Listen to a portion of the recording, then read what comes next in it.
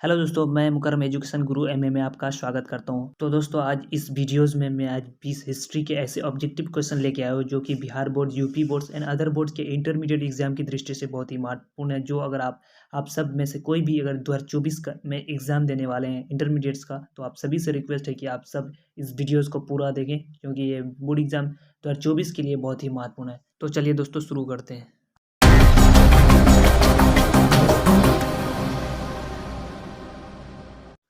तो पहला क्वेश्चन है, भारत में मुगल वंश का संस्थापक कौन था? तो आपके पास 3 सेकेंड है दोस्तों, आप बता सकते हैं। तो इसका जो सही आंसर है दोस्तों, वो है ऑप्शन नंबर बी, यानी बाबर मुगल वंश का संस्थापक था। दूसरा क्वेश्चन है, भारत का अंतिम मुगल शासक कौन था?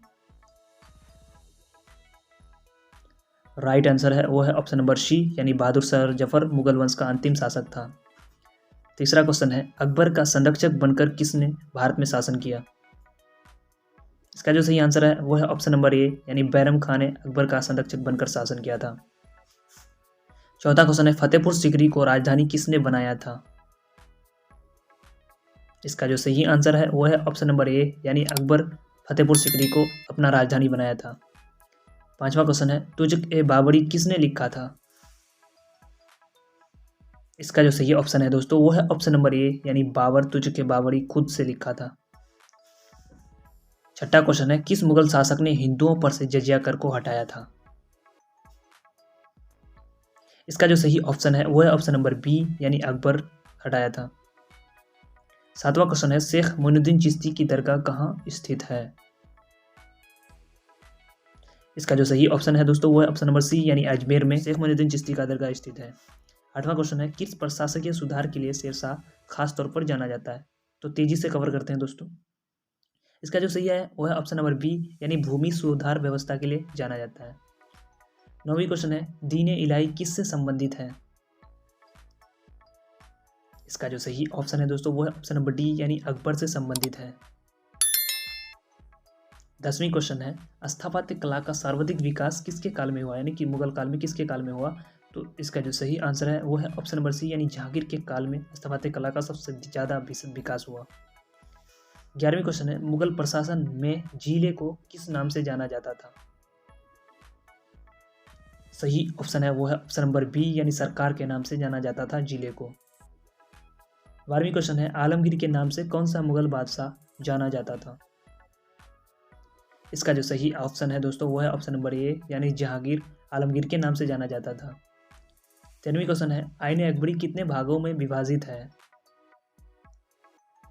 इसका जो सही ऑप्शन है वो है ऑप्शन नंबर सी, यानी 5 भागों में विभाजित है। 14वां क्वेश्चन है, औरंगजेब ने अपने जीवन का अंतिम भाग कहाँ बिताया था? इसका जो सही आंसर है दोस्तों, वो है ऑप्शन नंबर डी, यानी दक्षिणी भारत में अंतिम जीवन बिताया था। 15वीं क्वेश्चन है दोस्तों, पानीपत का प्रथम युद्ध किस वर्ष हुआ था? इसका जो सही आंसर है वो है ऑप्शन नंबर बी, यानी 1526 ईस्वी में पानीपत का प्रथम युद्ध हुआ था। 16वीं क्वेश्चन है, मुगल चित्रकला किसके समय चरम उत्कर्ष पर थी, यानी सबसे ज़्यादा विकास की थी? इसका जो सही आंसर है वो है ऑप्शन नंबर डी, यानी जहांगीर के काल में चरम उत्कर्ष पर थी। 17वीं क्वेश्चन है, अकबर ने किस सन में दीन इलाही धर्म चलाया था? इसका जो सही आंसर है वो है ऑप्शन नंबर डी, यानी 1581 में। 18वीं क्वेश्चन है, दीवान अशरफ का अर्थ क्या है? इसका जो सही आंसर है दोस्तों, वो है ऑप्शन नंबर सी, यानी राजस्व विभाग के अध्यक्ष को दीवान अशरफ कहा जाता था। 19वीं क्वेश्चन है, ताजमहल का निर्माण किसने करवाया था? इसका जो सही आंसर है दोस्तों, वो है ऑप्शन नंबर ए, यानी शाहजहां ने ताजमहल का निर्माण करवाया था। 20 नंबर क्वेश्चन है, अकबरनामा की रचना किसने की थी? इसका जो सही आंसर है दोस्तों, वो है ऑप्शन नंबर सी, यानी अबुल फजल ने अकबरनामा की रचना की थी। मुझे उम्मीद है कि आप सब ने इस पूरे वीडियोज़ को पूरी ध्यान से देखे होंगे और आपको बहुत ही वैल्यूएबल लगा होगा।